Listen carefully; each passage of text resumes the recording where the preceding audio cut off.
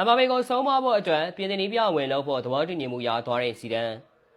ရီမက်ထရစ်ပရိသတ်တွေရဲ့မျှော်တိုင်းဝဲအခြေဟောင်းကြီးစီတန်းကတော့ပြည်သူ့အသင်းကိုကင်တွယ်သွားဖို့သဘောတူညီမှုချို့ရရှိသွားခဲ့ပြီလို့သိရပါတယ်ပထမဆုံးပြောချင်တာကတော့ရီမက်ထရစ်ပရိသတ်ကြီးကိုပါခင်ဗျားတို့တနာပါတယ်ဗျာအန်ဆယ်လော်ဒီတို့ကအခုအလွန်စုံနေတဲ့တိုင်ပတ်တာနဲ့စီတန်းပြန်လာတော့မယ်စီတန်းကိုဖုန်းဆက်နေပြီစီတန်းကအဝေးစားချုံးနေပြီဆိုပြီးမျှော်နေကြတာကြာပါပြီဒါကဘာနဲ့တူလဲဆိုတော့ရီဇာဟောင်းကနောက်အိမ်အောင်ပြုတော့မယ်ဆိုတာသိရနဲ့သူငါးစီပြန်လာမှာပါဆိုပြီးလမ်းထိပ်မှာထိုင်ဆောင်နေတဲ့ဘောမျိုးပါအခုတော့တရင်ကတေချာလောက်ဖြစ်သွားပါပြီစီတန်းကရီယက်ဆိုတဲ့ရွှေနန်းတော်ကိုပြန်မလာတော့ပါဘူးသူ့ရဲ့ငယ်ကျေဦးသူ့ရဲ့အိမ်မက်သူ့ရဲ့ဘွားဖြစ်တဲ့ပြင်းသိချက်ဖအကြီးကိုစီးနေဖို့သဘောတူလိုက်ပါပြီနောက်16ကဘာလာပြီးတာနဲ့တန်းချက်ကပြင်းသိနေပြအဖေကနေနားတော့မယ်စီတန်းတက်လာမယ်ဇလန်းကရှင်ပါရင်ရီယက်ပရိသတ်တွေအနေနဲ့လေဘင်းရှည်ကြီးကိုပြန်ရုပ်ပြီးမျက်ရည်တုပ်ဖို့ပြင်ဆင်ထားကြပါတော့တန်းချက်ဆိုတာပြင်းသိအသင်းရဲ့အိမ်ရှင်မကြီးပါသူနေတာကြာလို့အိမ်တော်ပရီဘောကားတွေတောင်သူ့အနက်ဆွဲနေပါပြီကဘာလာရောက်ဖို့တယ်ဖိုင်နယ်ရောက်ဖို့တယ်သူကတော်ပါတယ်ဒါပေမဲ့ပရိသတ်တွေကသူ့ရဲ့ safety first မတိမပြောင်းစေးနီးကစားကွက်ကိုညှိမွေးနေပါပြီ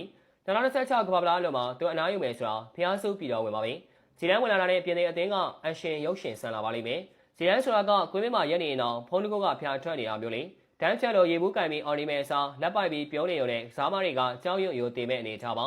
ပြင်သိအသင်းဆိုတာစတားပွိုင်းကျယ်ဝေလေးများပေါ်တဲ့နေရာပါရီယယ်မက်ဒရစ်ဘာစီလိုနာ PSG ဘိုင်းမျိုးနေစားတဲ့အသင်းကြီးတွေကကောင်းနေကြီးစုနေတာပါဒီကောင်တွေကပတ်စံချမ်းသာတယ်မာနာကြီးရင်ငါကွာဆိုတဲ့ကောင်တွေဒီလိုမိုဂျိုចောင်းသားတထေးသားလေးတွေကိုထိမ့်ဖို့ဆိုတာတန်ပန်နီးပြနဲ့မရပါဘူးနီးပြကနေစနစ်တင်ပေးရင်သူတို့ကခမည်းကဘာကောင်မို့လို့လဲဆိုပြီးပြန်ပေးမဲ့ကောင်တွေဒါပေမဲ့ဇီဒန်းရှေ့ရောက်ရင်တော့အကုန်လုံးငြိမ်သွားမှာပါဘာလဲဆိုတော့ဇီဒန်းကသူတို့ထက်ပိုတော်ခဲ့သူတို့ထက်ပိုအောင်မြင်ခဲ့တဲ့ Godfather ကြီးဖြစ်နေလို့ပါပဲဇီဒန်းကမန်မန်နီမန်လူကုန်စီမံခန့်ခွဲခြင်းမှာဆရာတစုပါဘေးမှာတော့ကရယ်ဒိုလိုလူကိုယ်တော်မင်းဒီပွဲနားလိုက်အောင်ဆိုပြီးပြောရဲခဲ့တဲ့သူရယ်ဒိုကလည်းခေါင်းကိုခံခဲ့ရတဲ့သူပါဒါကြောင့်ပြင်သစ်အသင်းကအမြောက်လောင်းလေးတွေကိုဇီဒန်းကဒေါ်တချောင်းမော်လာဦးတလုံးနဲ့မူဝါဒနဲ့အသာလေးထင်းချောင်းသွားမှသိကြပါတယ်ဒီလိုဆိုရင်အမ်ဘာဘီကိုရောအမ်ဘာဘီဆိုတာနီးပြတွေအတွက်တော့အိမ်မက်ဆိုပါပဲသူ့ကိုကင်တွယ်ဖို့တဲ့နီးပြတိုင်းလို့ခွေးပြေးဝက်ပြေးခဲ့ရပါတယ်တူချဲပိုချယ်ဒီနိုကနေစလို့အခုနောက်ဆုံးဇာဗီလိုဆိုထိဖြစ်ပါတယ်ဒီလိုနီးပြတန်အမ်ဘာဘီနဲ့နီးပြဘရင်ဇီဒန်းတို့တွေ့ရင်ဘာဖြစ်မလဲဒါက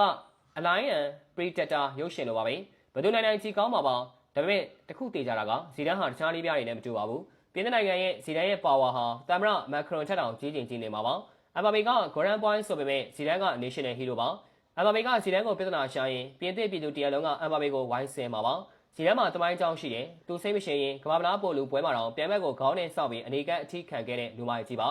အမ်ဘာဘီအနေနဲ့အဝေးလဲကန်းထဲမှာဇီဒန်းကိုဆရာကျွန်တော်ဗမာကစားရမလဲလို့မမေးပဲဆရာလူထုတ်ဖို့မမှန်ဘူးလို့သွားပြောရင်ဇီဒန်းရဲ့ပြောင်းလဲရဲ့အချိန်ပြောင်းကြီးကအမ်ဘာဘီရဲ့ရင်ဘတ်ကိုဒုံးကလေးဝင်ဆောက်သွားနိုင်ပါတယ်တကယ်တမ်းကျတော့ဇီဒန်းရောက်လာတာအမ်ဘာဘီအတွက်ကံကောင်းတာပါ။ဘာလဲဆိုတော့အမ်ဘာဘီကိုလူလိုနေတတ်အောင်ဆုံးမနိုင်သူကဇီဒန်းကြောက်ပဲရှိလို့ပါ။တခြားနည်းပြတွေကအမ်ဘာဘီကိုကြောက်ရတယ်။အလုပ်ပြုတ်ပါဆိုလို့ဇီဒန်းကအလုပ်ပြုတ်မှမကြောက်ဘူး။မင်းမကန်ချင်းထွက်သွားငါမှတခြားကောင်တွေရှိတယ်ဆိုပြီးပြောရတဲ့သူပါ။ဇီဒန်းရေးကြိုးစိုးပါတယ်။အမ်ဘာဘီတတိထားပါမင်းရဲ့နည်းပြတွေကိုမောင်းထုတ်တဲ့ခေတ်ကုန်ပါပြီ။ဇီဒန်းရှိမှခေါင်းမပါပါနဲ့မဟုတ်ရင်ခေါင်းကြိုက်ခံရပါလိမ့်မယ်။အစောနေ့ကြည့်ပေးခဲ့ကြတဲ့အတွက်အားလုံးကိုကျေးဇူးထူးပဲတင်ရှိပါရခင်ဗျာ။